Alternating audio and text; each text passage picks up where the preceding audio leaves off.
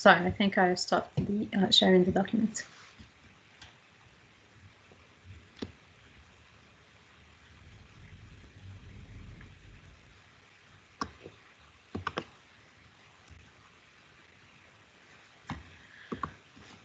Now I'm going to speak about the major figures, okay? So as I said before, I have mentioned William Wordsworth and Samuel Taylor Coleridge, or T.S. Coleridge, as one of the, let's say, as the fathers of Romanticism, along with William Blake. Now, they are the fathers of Romanticism in Great Britain because they were the first who tried to make the revolution happen in Great Britain. So when we're speaking of Romanticism, we're actually speaking of two main generations. They are referred to as generations, even though they appeared within the same time period. The word generation was used to these authors in order to show their differences in ideology. That is, they had different ideas or different ways of expressing their romanticism, but they appeared within the same time period. So the first generation of romantics is William Blake, sorry. It includes William Blake, William Wordsworth, and Samuel Taylor Coleridge. They were all poets, by the way.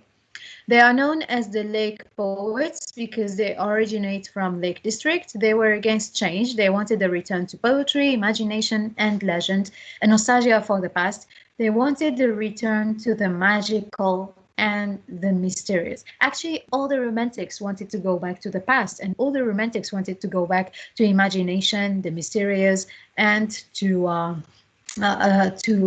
legend, to poetry. Yet the first generation authors were more concerned with society, with social problems, and with politics than the second generation.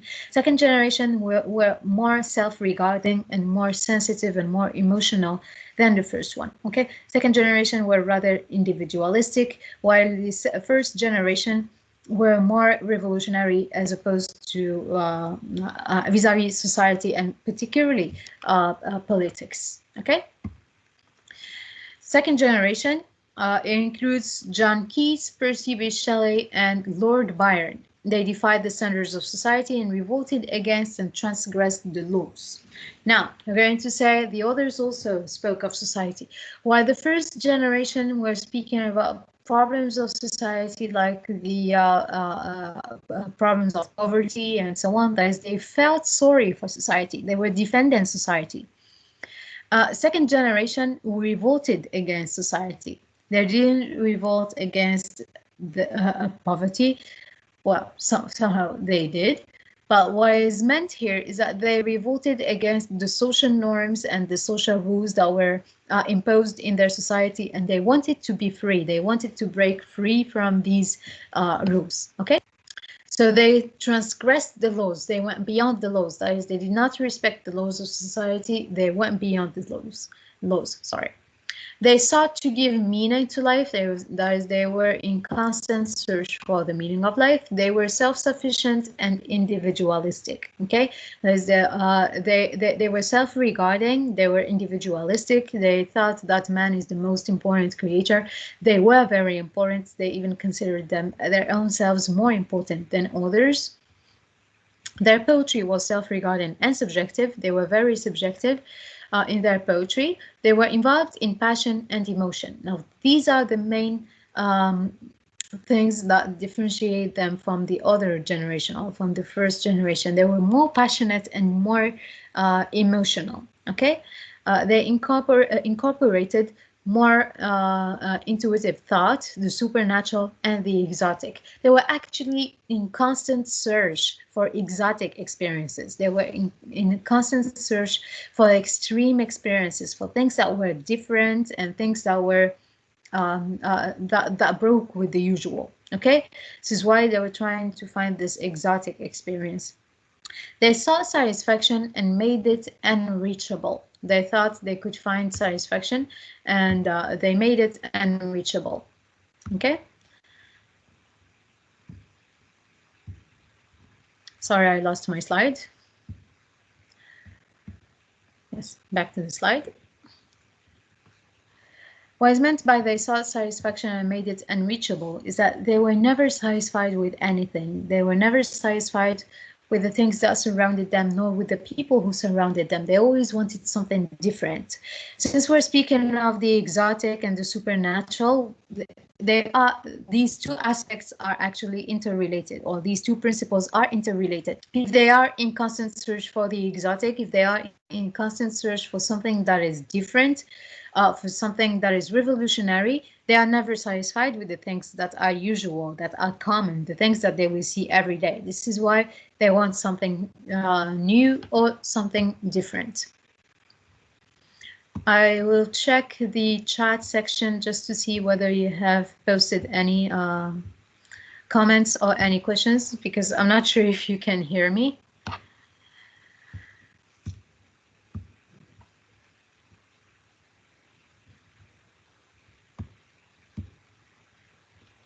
Okay, apparently there are no comments. Okay, no comments, no questions. Good.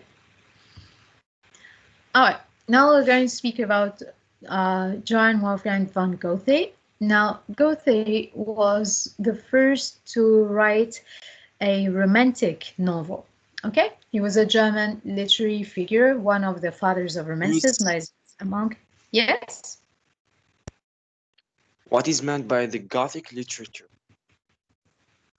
We're going to speak about Gothic literature by the end of the presentation, okay? We're going gradually, and we will reach Gothic literature at the end, and we're going to speak about it in detail. Now, let's speak about Goethe. Now, Goethe was a German literary figure. He was one of the fathers of Romanticism. Actually, he was the first to write a romantic novel as an opposition or as a way to break with the classical traditional realism. So one thing that you should remember here, when we see breaking with the tradition or breaking with the traditional norms, we are speaking about the traditional norms of rationalism, okay? Remember that the Romantics wanted to go back to the past. They wanted to go back to the very ancient past, to the very ancient primitive past, okay? Which is why we will be speaking about Gothicism later. But when they are breaking with the tradition, they are actually breaking with the traditional rationalism. All right, rationalism is becoming a tradition here for the different rules that imposed on the people. Okay, so in 1774, Goethe wrote The Sorrows of Young Werther. He was a poet who loved a woman named Charlotte, and Charlotte was a married, beautiful woman. Now, Werther was not able to live with Charlotte since she was already married, and he committed suicide, or rather, he died at the end. The book encouraged society to prefer love over class, lineage, and money. Why? Because in the literature of the 18th century, that is, in the rational novel of the 18th century, all the talks or all the themes were about class, lineage, and money. It was all about titles and money. In this literature, if you remember the story of Clarissa, Clarissa had a bad ending because she wanted love, because she wanted to meet the love of her life instead of marrying someone just because he was rich. Okay, so it was a literature that encouraged the ideals of class, of money, of profit, and of titles. Not only in that literature, but also the entire society. It was not okay for anyone to be sensitive in this period. The only thing that mattered was how much you are going to gain from people, not whether you are going to be happy with them or not. Okay, so the Romantics wanted to revive this sensitive aspect in society. They wanted to revive the emotional aspect and give it back to society, that not only money is important in a marriage, for example, love is equally important. Okay, so in Romanticism, it is noble to follow one's heart. Okay, this here is again the idea of intuition. All right, it is very noble to follow one's heart. That is, it's noble to be to follow your intuition. Now, back to the first generation authors, we're going to speak about William Blake. Now, William Blake thought that imagination is the source Yes. of, yes?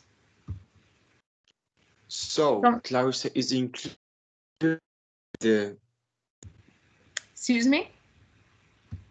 so Clarissa is included in the romantic romantic movement. No, Clarissa or History of a Young Lady is a rational novel. It's not romantic. Okay? Here, The difference between Clarissa and Werther. In the novel Clarissa, she dies because she chose love. Okay, she had a very bad ending because she chose love. She didn't want to marry someone that was chosen by her parents. She chose to marry someone that she wanted. Okay, as a consequence, she was trapped, she was raped, and then she died. And the theme of the novel, or the message that the author was trying to transmit to his readers, is that if any woman would try to find sensitivity, or if any woman would try to find romance, or would try to find a love to marry, she will have a bad ending. It was immoral for them, or for him, that a woman would try to find love to marry. Okay, but the theme, or the message in Werther, or in the Sorrows of Werther, is that um, it is not okay to be only rational in marriage, because Charlotte was married because of she was obliged to. Okay, Charlotte was married out of rationalism, because it was thought that it was the best thing for her. Okay, as a consequence, she had to be separated from a man who loved her so much, and the man was living in total sorrow. Okay, so the message here is that love is very important. In Clarissa, the message is that love is bad. It's going to lead you to death. Okay, do you get the meaning? You get the difference between them? thank you. Yes. You're welcome. All right, now to go back to Blake. So Blake thought that imagination is the source of art. Sorry. He thought that imagination is the source of art. What is meant by that? You can only make art if you have imagination, which is the total opposite of rationalism in literature. Remember, rationalism in literature obliged the authors to be realist. It was even thought that if something was included any imagination, it would be considered as irrational, illogical, and would not even be printed or published. Okay, so William Blake is reminding them that imagination is actually the source of art. You cannot write art, you cannot make art without imagination. Okay, he sought freedom and thought that the system enslaved him. So this is the same idea as Jean-Jacques Rousseau, the idea that human beings are enslaved in society by the system. Okay, he chose poetry and painting to express his uncommon ideas. The word uncommon here is very important, okay? The word uncommon is very symbolic and very important, because it is one of the ideals of Romanticism. The main thing with the Romantics is that they wanted to be different. They wanted to break from the usual, okay? Life is a prison for him. Free will and imagination are locked out of imposed systems. Okay, that is, if you live under imposed systems, there is no free will, there is no imagination. You can only reach free will and imagination if you break with the imposed systems. Okay. Last idea, William Blake was influenced by the ideals and the ambitions of the French and the American revolutions, just like William Wordsworth and T.S. Coleridge. They all wanted the ideals of freedom and liberty to be applied in Britain. Okay? Now, Blake and Wordsworth had a grief for children who had to work. That is, they were often speaking about child labor as a problem, and they fought the phenomenon. Blake wrote The Chimney Sweeper, Maybe in our next sessions we will see the chimney sweeper. It's a very beautiful poem about children who had to work, who had to clean chimneys, and they were very sad. And they had, one of them had a dream about the children. He says leaping and jumping and running and playing in nature. What is depicted as nature in the dream is also, or can also be thought of as a reference to heaven or to paradise. In a way, that children inside these closed boxes inside the chimneys, they had to clean. They were enslaved, they were imprisoned, they had no freedom. They were like as if they were caught and closed in coffins. Okay, but if they are liberated from these coffins, if they are liberated from the chimneys, they are free and they are finally happy. Okay, so they had this grief for the children who had to go to work, and he wrote this poem in order to show their suffering and the pains of these children. He thought that the spontaneous childhood visions are the source of adult inspiration. Okay, he thought that the spontaneous childhood visions are the source of adult inspiration. Actually, most of the romantics thought that a good or a spontaneous childhood is in fact a source of inspiration or a source of imagination and creativity. I'll here refer you back to the last principle within the same slide. It says innocence is a source of creativity and genius. Okay, innocence is a source of creativity and genius. These two ideas are in fact Excuse me, Mr. interrelated. Interrupt you. Yes? Excuse me, Mr. Interrupt you. The Mhm. first generation is into. Sorry for bad internet. The first generation is called the light romanticism. Yes, right. Um, I wouldn't refer to them that way. Okay? There is Why? indeed what we call the light romanticism and Gothic romanticism, or light romanticism and pessimist romanticism. But I wouldn't center a number of poets to light or Gothic, because some of them would write both. Okay? A poet would write light romanticism and Gothic romanticism. Okay? Unfortunately, I cannot claim like I know these poets per se. I don't know them enough, so I cannot claim that my knowledge about them is going to center some of them as light and some of them as Gothic. Some of them did write both. Some of these authors wrote both light romanticism and Gothic romanticism. If you would take Samuel Taylor Coleridge, for example, Coleridge was a first generation author. All right, he was a first generation poet, but he also wrote a Gothic poem. Now, Gothicism, you asked me about Gothicism earlier. Gothicism is a reference to terror and to a literature of terror, of ghosts, and of horror. Okay? It's So supernatural. Coleridge, even though he was from the first generation, he wrote some Gothicism. So I cannot say that the first generation is only light Romanticism. Now, we have one of the poets of the first generation who also wrote Gothicism. So I wouldn't center the term to a particular generation, especially that my knowledge about them is somehow limited. So I wouldn't dare to say something like that. Sorry, you were saying something? I Hello? said thank you. I said thank you for the clarification. You're very welcome. Thank you. Thank you.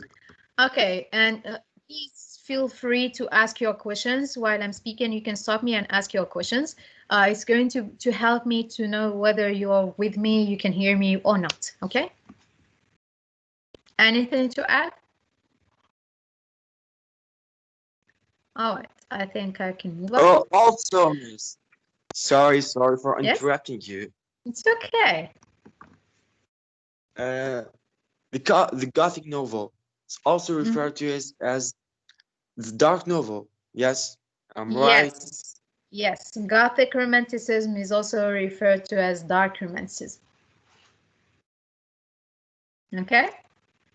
That is, you And have light Romanticism against, or light Romanticism on the one side and dark Romanticism on the other side. Dark is also Gothic Romanticism. I see in the novel of Mary Shelley, there Mm. was a term, uh, Prometheus, I think. What Prom is the what it yes, is meant by them? Prometheus is a Greek god, and it's a metaphor. Okay, or yeah, it's a metaphor.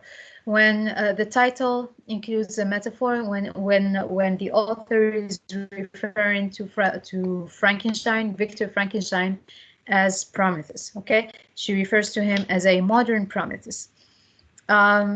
And the reference is merely made to what both of them have been sharing, which is the love of humanity, love for human beings. Okay, and this is also shared with the first generation poets. There is what we call the byronic hero. So in Romanticism, that is what we call the Promethean hero or the byronic hero. Now, the Promethean hero or the byronic hero is a hero, that is a protagonist who actually feels sorry for his society. He's someone who feels sad for his society, just like Lord Byron speaking about the children in the chimney sweeper. Okay, so it's referred to as byronic hero. Byronic comes from Byron, from Lord Byron, the poet. So it's a hero who feels agony, or who feels sorrow and grief for his society all the time, because he doesn't agree with the way his society is treated, or with the things that his society is exposed to. So Prometheus, the Greek god, was punished for human beings because he loved human beings. He gave them fire. As a consequence, he was punished by the other god Zeus, who pinned him to a rock and who put an eagle to eat from his liver constantly. And whenever the liver comes to an end, the liver grows again, and the ego is constantly eaten from the liver, thus making sure that Prometheus lives in constant pain and constant suffering. Why is Prometheus suffering? He is suffering for humanity. He loved human beings. He gave them fire. As a consequence, he was punished, and he is constantly suffering. Okay, so this is the Promethean hero, or the Byronic hero. Why is it referred to as Promethean? Because just like as Prometheus, he suffers for human beings. The Byronic hero, just like Lord Byron, was feeling sorry for his society, particularly for the children who had to go to work. So he wrote a poetry about them in which he grieves them, in which he speaks about their pains, their sufferings, and he wishes they had a better life. Okay? Yes, Is the idea clear miss one here? more question. One Uh, more question. Yes, let me just please finish this. Frankenstein is referred to as Prometheus, as Promethean hero, because Frankenstein also died of agony. He regretted his invention, and he thought that all human beings were dying because of him, because of what he did to human beings. He was anxious all the time, and that is how he died. So this is why it's common between them. Yes, sorry, you had something to say? Yes, I say one more question. Yes. How can we define that this text is referred or included to the Romanticism novel? Well, as I said in the beginning, we have seen the main concepts of Romanticism. We said sensibility, nature, or references to nature, the fact that they find freedom in nature, the fact that there is the aspect of the supernatural, the fact that there, everything we have been speaking about until now, the revolution, the fact that they are revolting against society, breaking the social norms, breaking the political norms, all these are indicators that this is a romantic text. So the romantic text is often sensitive, it is emotional rather than the rational text. in a situation in which the protagonist should be rather rational, the protagonist would be revolting against their society and their culture and would be more emotional. In a society in which the author or the protagonist should be thinking rationally or thinking in religious terms, this protagonist would be rather following their intuition and would be able to do good just because they have been thinking out of intuition. They were feeling things instead of thinking rationally about them. They are not following the norms, they are following their hearts. Okay? But all these things are going to be much clearer to you as we will go through the presentation and see all the other authors. Okay, there are a lot of authors we're going to speak about, and with each author, we're going to see how they came up with a new concept or how they expressed any of the romantic concepts in their literature. Okay? Yes, thank you very much. You're welcome. So, let's go back to... Do you see the screen here? We're still speaking about William Blake. So with William Blake, I was speaking about the spontaneous childhood visions as the source of adult inspiration. Okay, so this idea can rhyme with the idea of innocence as a source of creativity and genius. Actually, these two are interrelated. I have just placed it here. Okay. This, I think, will make more sense. So the spontaneous childhood visions are the source of adult inspiration. That is, if a child is innocent, if a child is spontaneous, if they have enough freedom during their childhood, if they have enough freedom to be a child during childhood, if they are not ill-treated, if they don't have to go to work and so on, we are here making a very inspired and creative adult. Okay? You cannot have a creative adult if a child was deprived of their spontaneity and of their freedom as a child. Okay? Now, in 1726, Rousseau thought that there is wisdom in little children. Okay? He thought there is wisdom in the spontaneity of little children. Why? Because little children were spontaneous and intuitive. Okay? Spontaneity, while adults are repressive, just like reason. Okay, so children are spontaneous. This is why children are wise, while adults are repressive. Why are adults repressive? Adults have to follow the norms. The adults have to be rational. This is why they are repressive. They are not spontaneous at all. Now, both Jean-Jacques Rousseau and William Blake, William Blake were against industrialization and childhood innocence. They thought that children were deprived of their innocence and their spontaneity because of industrialization. I should stop here to speak about a mistake I have made a few minutes earlier when I was speaking about the byronic hero. I said that Byron spoke of children, while that was a mistake. Everything I said about the byronic hero is true. Yet Byron did not speak of children because it was Blake who spoke of the children. Sorry, I was confusing the names in my brain. Okay, so it was the byronic hero, the byronic character is just what I have explained earlier, but it is not. He did not. That is, Lord Byron did not speak of the childhood of child labor. It was rather William Blake who spoke of child labor.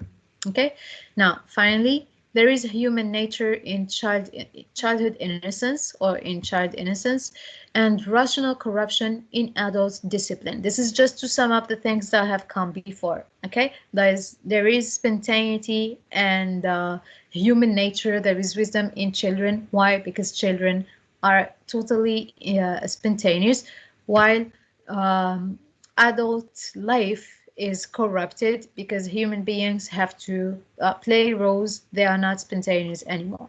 Okay, now let's speak about William Wordsworth. Now, William Wordsworth was one of the poets who tried to make the political revolution happen in England.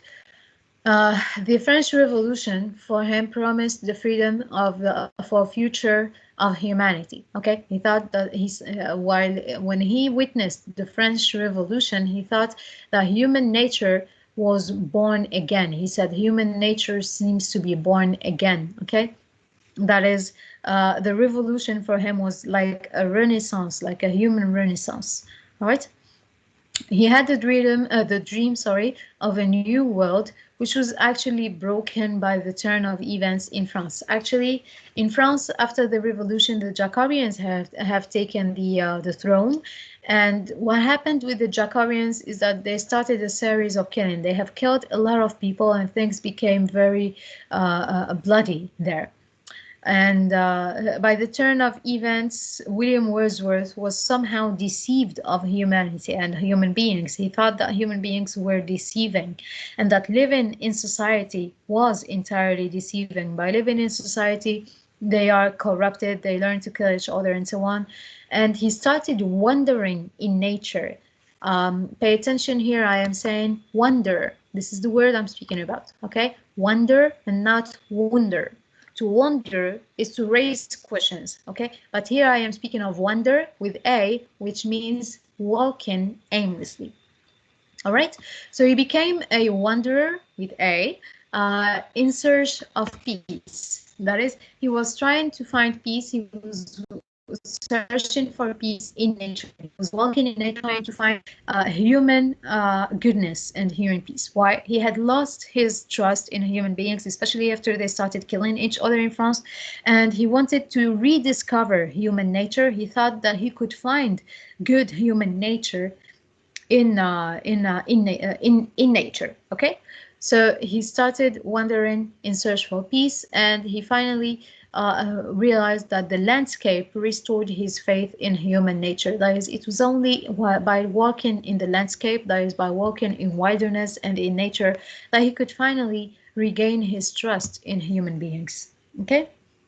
For Wordsworth, Wordsworth wrote poetry about human passions. So this is what was merely particular with the first generation authors. They were more concerned with humanity in general, with the wellness and the goodness of human beings. He celebrated nature, daffodils, oak trees, rivers, and butterflies, just as we have seen in class with his poem on the daffodils. He hated anything that was mechanical and industrial. He was against any form of industrialization, and he preferred simplicity and nature rather than industry. One thing you should retain about the Romantics is that they were trying to find freedom in nature. Nature for them represented a refuge. This is a key word, okay? Nature for the Romantics represented refuge. They escaped to nature in order to find peace, okay? They never found peace around them in society. They only found peace while in nature. In Bristol, he wrote poetry with Samuel Taylor Coleridge. Now, Samuel Taylor Coleridge is the author we are going to speak about next. All right. They both saved Romanticism from the chaos of the French Revolution. Now, why did I add this sentence? They believed in the ideals of the French Revolution, and they wanted it to happen in England. But as things started to become bloody and go wrong in France, they wanted to save the revolution, and they wanted to save Romanticism from that chaos. They still insisted that the revolution had to happen in Britain, even if things went wrong in France later. But they thought that things could do better, or could end up in a more promising way in England. Okay, this is why they wrote a book entitled the Lyrical Ballads, in which they have explained all the principles of Romanticism, and in which they have saved Romanticism from loss. Okay, so they made a bond to change the world through poetry. This is one of the beliefs of the Romantics. Here, both Wordsworth and Coleridge decided that they would change the world using poetry. This is why they wrote the Lyrical Ballads. Now, the Lyrical Ballads is available in Shem's library. in Tlemcen, you can take it. And actually, if you read the introduction of the book, it's a collection of poems. And in the introduction of the book, you are going to find many things about Romanticism too. Okay, it's a collection that is considered as the Bible of Romanticism, for it contains its main principles. Okay. It contains the main aspects and the main principles of Romanticism written in the form of poetry. They wrote with the same purposes of the French Revolution, that is merely those of freedom, liberty, and equality. Okay, and in this book, people cease to be subjects and become citizens. What is the difference between subject and citizen? A subject is someone who is just ruled and has no choice to speak for himself or herself. Okay, while the citizen is someone who chooses. Okay, a citizen is someone who has the right to choose whether they want something or reject it. Okay, so in this book, they treat human beings as citizens rather than subjects. That is, they explain clearly that the system they wanted in England was not a system in which human beings are simple subjects, in which they have no right to say anything about themselves, but in which they are citizens, people who would choose the things that will happen in their lives, their politics, their destiny, and so on. Okay, now let's speak about Samuel Taylor Coleridge, whom I have mentioned many times before. So he was just like Wordsworth. He wanted the revolution to happen in England. He was deeply influenced by the French Revolution. So he gave lectures on revolution after the French Revolution. That is why in England he was teaching things about revolution. He was trying to push the people to revolt and to reject the repression.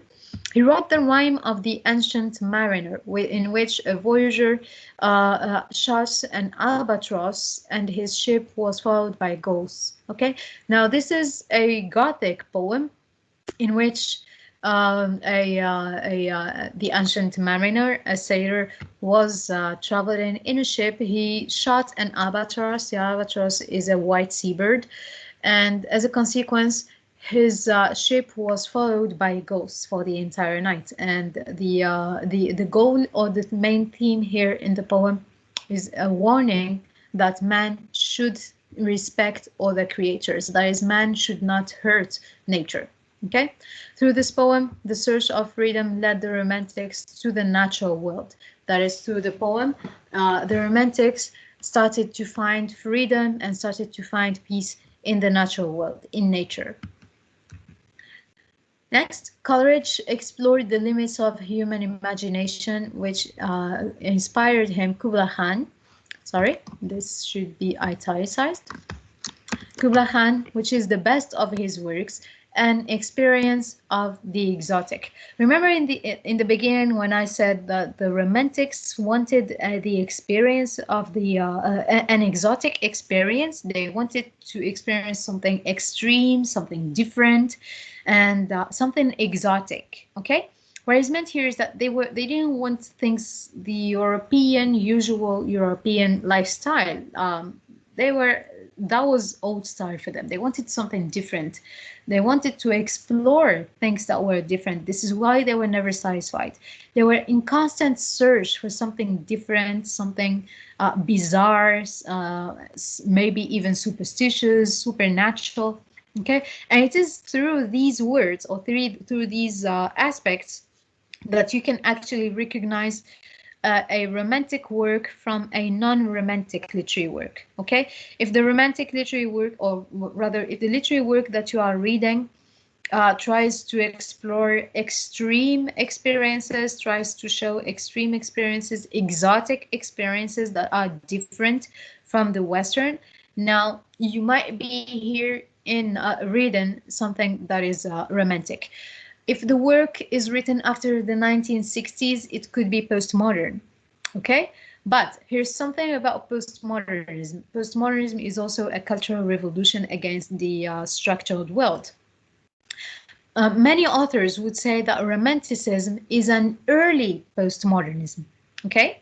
A lot of people, critics particularly, would say that Romanticism is an early postmodernism. Now, postmodernism, as I said, is a revolution. It's a cultural revolution that came after the 1960s, and it rejected all the traditions, all the traditional repressed world, and wanted to find freedom. Okay, see that they have the same ideals. Both Romanticism and postmodernism have the same ideals, merely those of breaking with the system, breaking with the structured world, and finding freedom.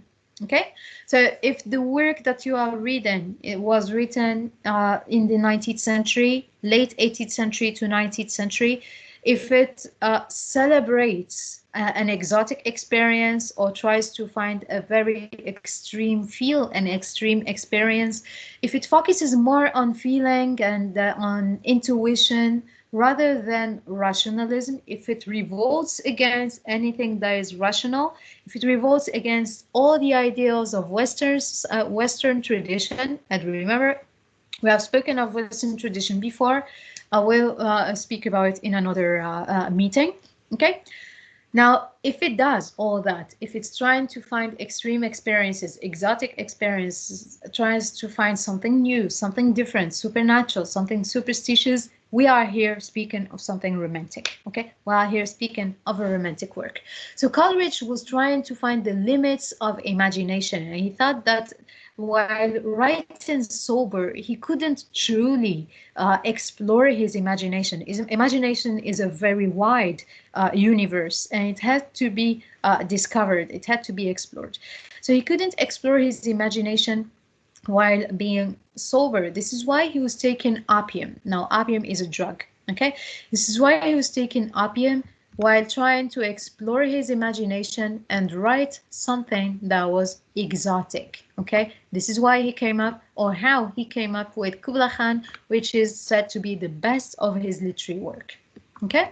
Now, Coleridge, or rather for Coleridge, the mind is a mystery that is discovered through imagination. That is, while it is only it's imagination that can actually reveal all the things that you have in the mind. Imagination will reveal all the creativity that is lying there in the mind. Okay, imagination is the human soul for him, for Coleridge, and it is able to create a new world. Okay, this is very important. Imagination is the human soul, and it is able to create a new world. For example, I think I have mentioned this example many times before. The people who went into a ship. This is a novel about a number of people who were in a ship. They went into a cruise. In the meanwhile, a virus came in. It killed all human beings around the world, and the only survivors were the people who were in the ship because they were not attacked by the virus. As a consequence, no, the virus is not the COVID, okay?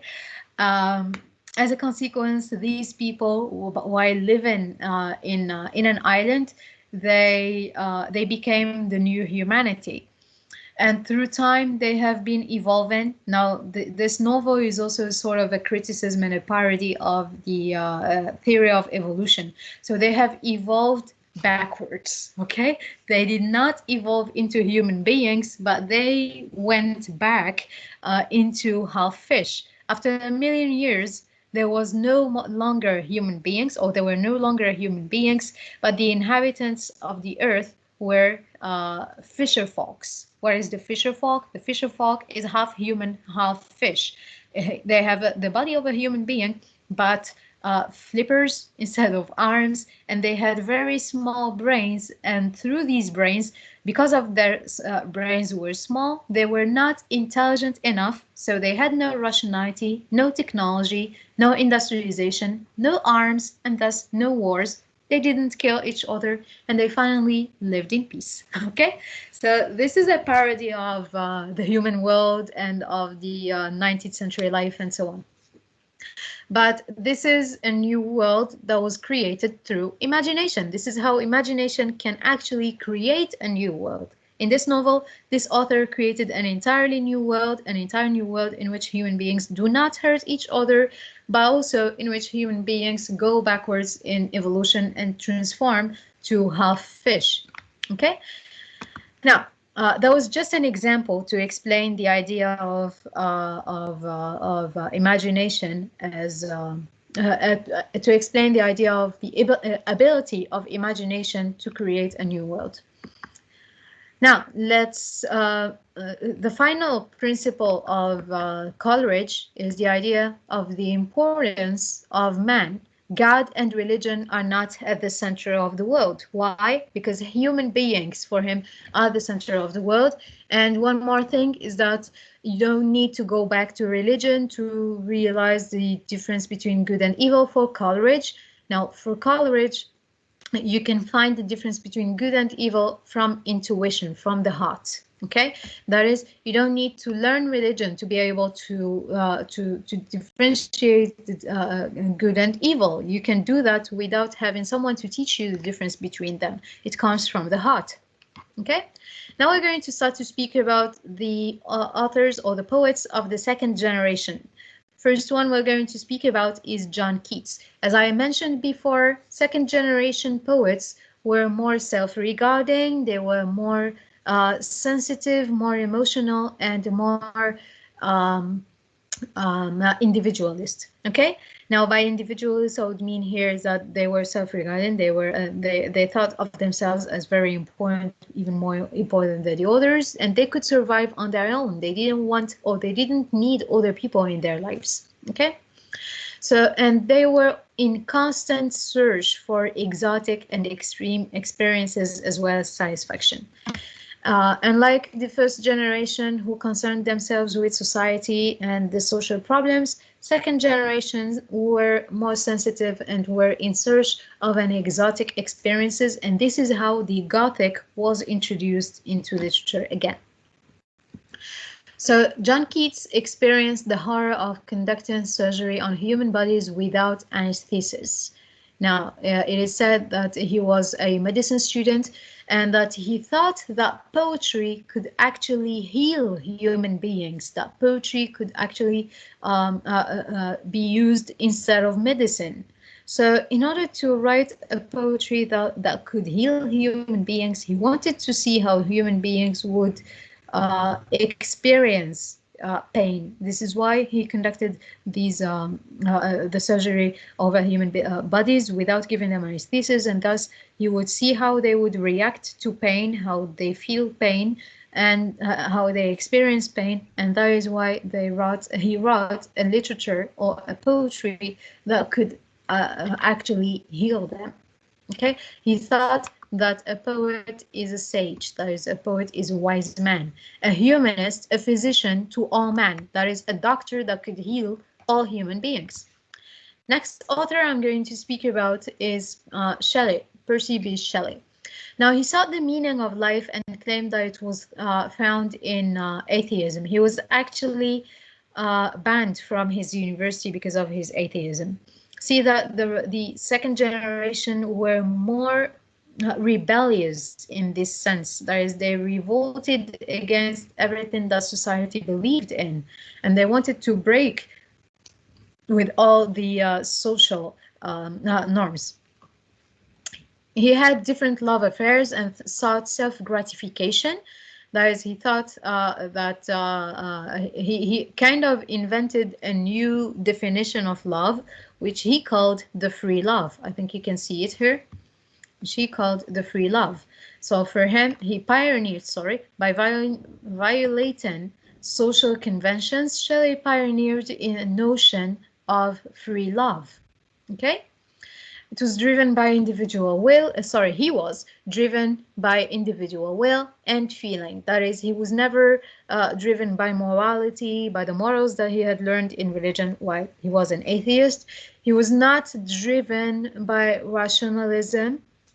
He was rather driven by will, his personal will and feeling. Okay? So he pioneered in a notion of free love. Here, he actually thought that he could be with any woman at any time, and he didn't have to stick to only one woman. Okay, so he was kind of he had his own definition of freedom. Number 3, Lord Byron.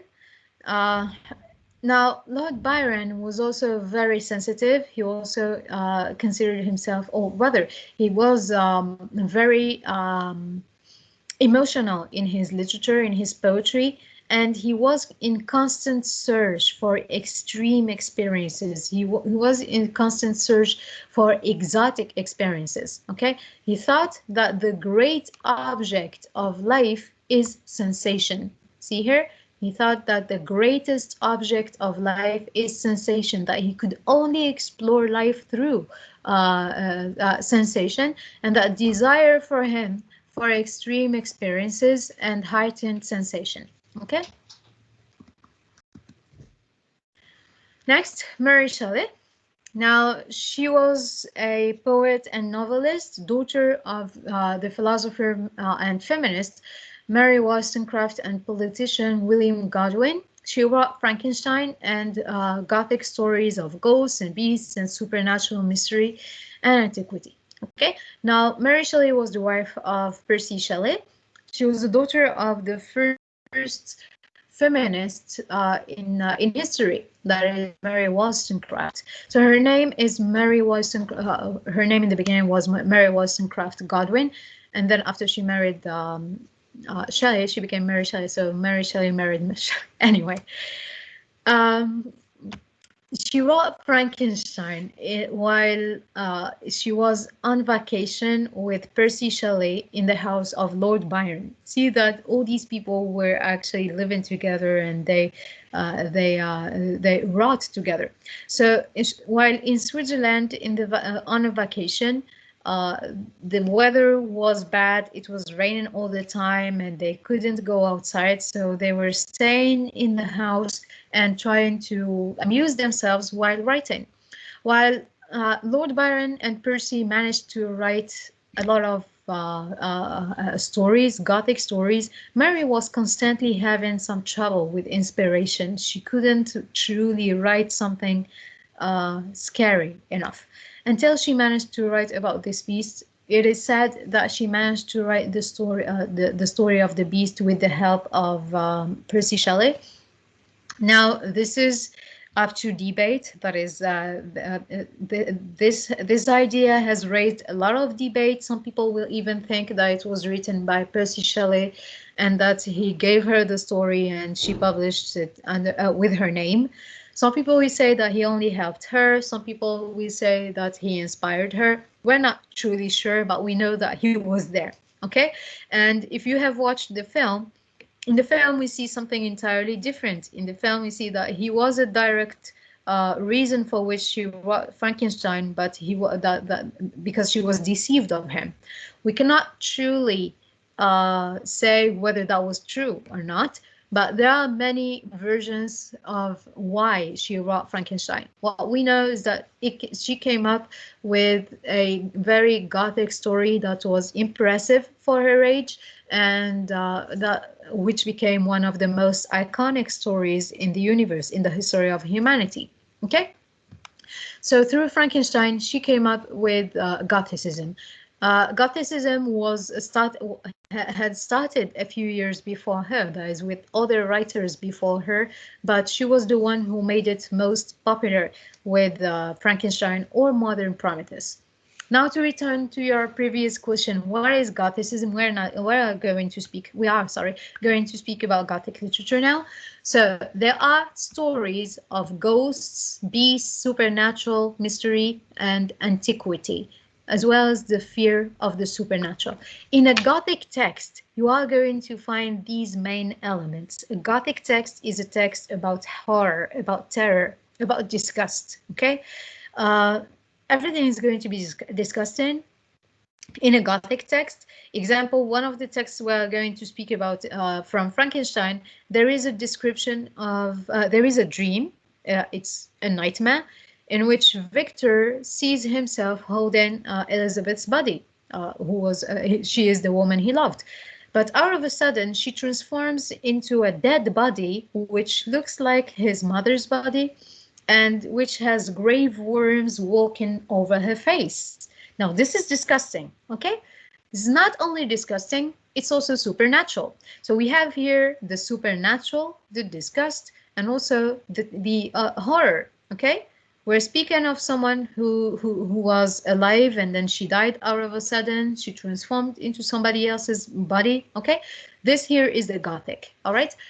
Um, so it's there are stories that are also inspired from the past, from the very deep past. Remember when I said in the beginning that the Romantics had a strong nostalgia for the past, okay? The Romantics had a nostalgia for the past, so they inspired from the very ancient past, from antiquity. Antiquity actually means the very ancient past, okay?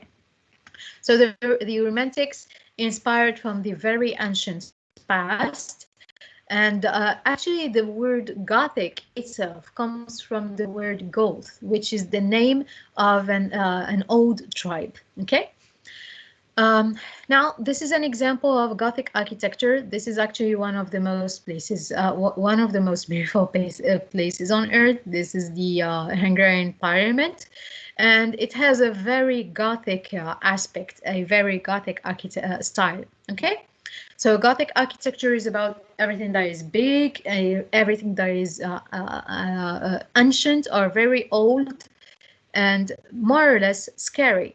It is even told that these old buildings were made so big in order to remind human beings of how small they are. Okay, so the fact that the building is big is in a way telling that a man, a human being, that he is small. It's a way of scaring the human being. Okay, now to conclude, these are the 5 I's of Romanticism. When we say I don't mean eyes, but the letter I, that is the main concepts of Romanticism. So what are the 5 I's of Romanticism? First, innocence and youth. Youth is not corrupted, thus free from the evils of society. This is the idea we were speaking about with Jean-Jacques Rousseau, Blake, and sometimes Wordsworth, okay? That there is innocence in childhood. Children are not corrupted. They are free from the evils of society. Human beings only become evil and corrupted when they learn the rules of society, when they have to stick to society or to respect the rules of society.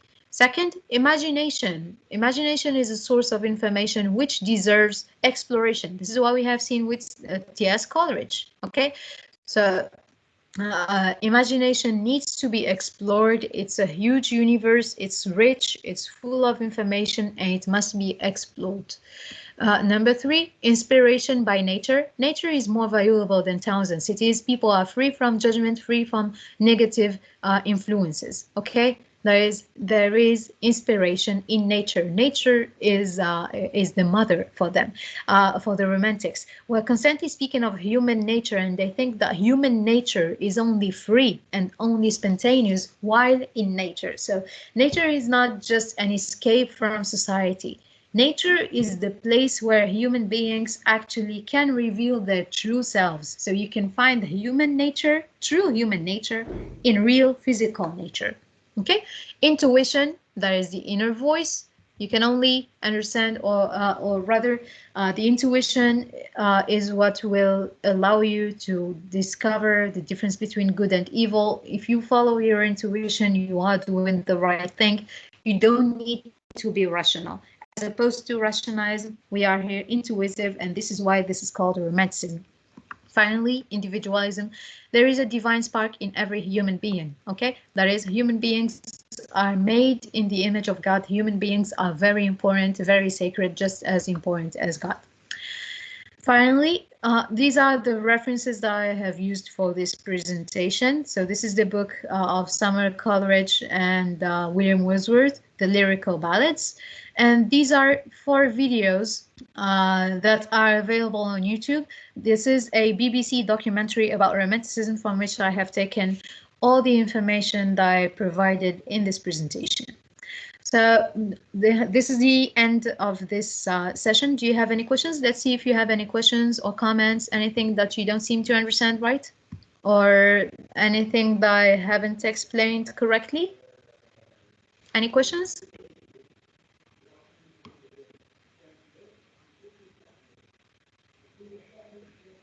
Hello, you can activate your microphones and speak. Okay.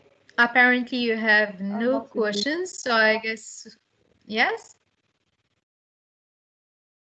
I think I heard someone speaking.